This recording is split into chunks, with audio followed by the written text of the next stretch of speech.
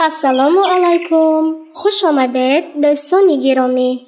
امروز درباره آداب شخصی که اذن میپرسد صحبت خواهیم کرد.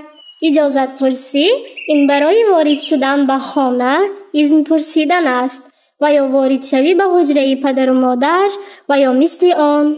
يا أيها الذين آمنوا لا تدخلوا بيوتا غير بيوتكم حتى تستأنسوا وتسلموا على أهلها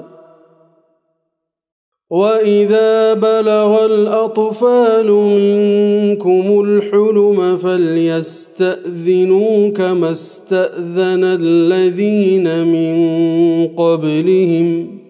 اجازت پرسی لفظی می شود به این روش که شخصی اذن پرسنده می گوید السلام علیکم، اجازت هست وارد شوم؟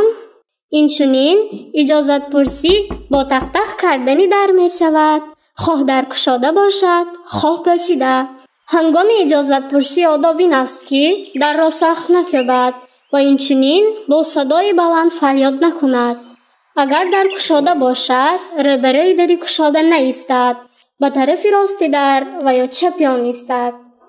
به داخل خانه نظر کردنش درست نیست چون که خانه حرمت دارد و اگر به اجازتی ورود داده شد خوب است و اگر اجازت داده نشد پس بازگردد و زیاد پشت در نایستد و سخنهای قبیح نگوید.